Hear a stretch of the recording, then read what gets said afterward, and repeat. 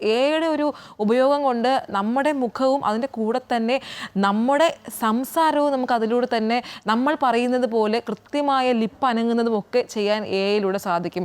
ഈ deep fake മാത്രമല്ല, അങ്ങനെ ചിത്രങ്ങൾ നിർമ്മിക്കുകയും വീഡിയോകൾ നിർമ്മിക്കുകയും മാത്രമല്ല, ഈ ഒരു എഐയുടെ ഉപയോഗം വന്നതോടുകൂടി ഒരുപാട് തൊഴിൽ നഷ്ടങ്ങൾ ഉണ്ടായിട്ടുണ്ട്. കാരണം ഇനിയിപ്പോൾ ഈ ഗ്രാഫിക്സ് വിഭാഗത്തിൽ വർക്ക് ചെയ്യുന്ന ആളുകൾക്കൊക്കെയും അവരുടെ ജോലിയൊക്കെ ഇപ്പോൾ നമ്മുടെ കയ്യിലൊരു ഫോൺ ഉണ്ടെങ്കിൽ നമുക്ക് എല്ലാ കാര്യങ്ങളും ചെയ്യാം എന്നുള്ളതാണ്. ഒരാളുടെ വീഡിയോ നിർമ്മിക്കാം, അതിൻ്റെ കൂടെ തന്നെ നമുക്ക് അതിൽ ഒരു ഓഡിയോ ആഡ് ചെയ്യാം, കൂടാതെ അതൊക്കെ മൂവിങ് ആക്കാം. അതായത് എല്ലാം നമുക്ക് നമ്മുടെ കയ്യിലിരിക്കുന്ന ഈ ഒരു ഫോൺ കൊണ്ട് സാധിക്കും എന്നുള്ളതാണ്. കൂടാതെ ഈ ഒരു എഐ വന്നതോടുകൂടി ഒരു സ്വകാര്യതയിലേക്കുള്ള ലംഘനം കൂടിയായി, സ്വകാര്യതയുടെ ലംഘനം കൂടിയാണ്. അതായത് എനിക്കിപ്പോൾ മായയുടെ ചിത്രം കിട്ടിക്കഴിഞ്ഞാൽ എനിക്കതിനെ എന്ത് വേണോ ആക്കാം. എനിക്ക് ഇഷ്ടപ്പെടുന്ന നടനെയോ അല്ലെങ്കിൽ നടിയെയോ ആക്കി മാറ്റാൻ സാധിക്കും. അല്ലെങ്കിൽ എനിക്ക് ഇപ്പോൾ മായയോട് വിരോധമുണ്ടെങ്കിൽ അതിനെ പല രീതിയിൽ നമുക്കത് ഉപയോഗിക്കാൻ സാധിക്കും. ഇത് തന്നെയാണ് നമ്മൾ കാണുന്ന ഏറ്റവും വലിയ വെല്ലുവിളി എന്ന് പറയുന്നത്.